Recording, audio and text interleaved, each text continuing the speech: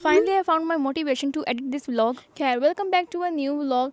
And let me introduce myself once again. This is Ramin Khan and I'm doing fashion designing. And today we are going out with some of my class fellows to take some samples of the block prints for our textile portfolio.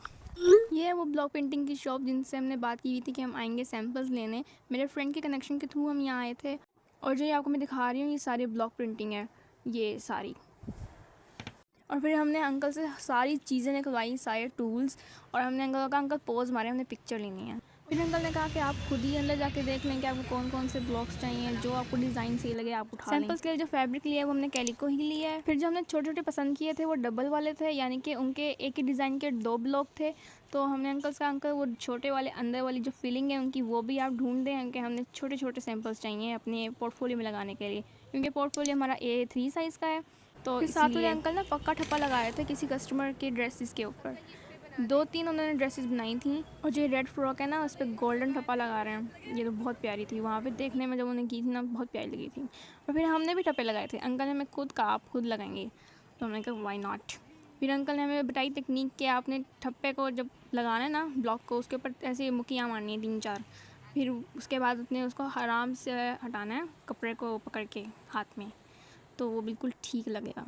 और फिर uncle ने हमें tip बताई। हमने uncle से पूछा कि जो आप कलर्स यूज़ करते हैं या आप खुद बनाते हैं या आप मंगवाते हैं, तो उन्होंने बताया कि कुछ कलर हम खुद बनाते हैं, सारे ऑर्गेनिक कलर्स हैं, लेकिन कुछ वो इंडिया से कोई पता नहीं ट्रांसपोर्ट होते हैं क्या होते हैं, मुझे भूल गया।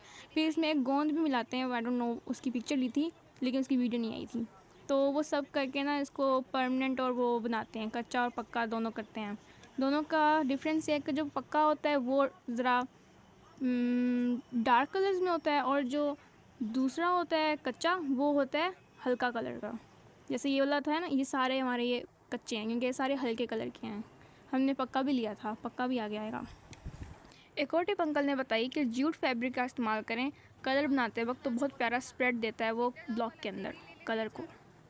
और इसी चीज़ से बचने के लिए अंकल ने कहा था कि दोनों हाथों का इस्तेमाल करना है ब्लॉक प्रिंटिंग के वक्त। खैर हम कहाँ सुनते हैं किसी की, और ये है वो ब्लॉग जिनकी फीलिंग होती है। और फिर हम आए खाना खाने, क्योंकि हम सुबह 11 बजे के सारे भूखे थे। तो हम गर्मी में खड़े खड़े, में बहुत भूख लग रही थी, तो यहाँ का माहौल बहुत मज़े का था। फिर हमने कॉम्बो ऑर्डर किया और फिर उसको खाने के बाद हम निकल गए। जब तक अब इंडिया का इंतजार किया तब तक हमने थोड़ी घूमी की सड़क पे, और फिर जब इंडिया आ गई तो फिर हम अपने अपने घर चले गए। जस्ट इट, ये था मेरा आज का व्लॉग। मिलते हैं आपसे अगले व्लॉग में, तब तक के लिए बाय बाय, खमत।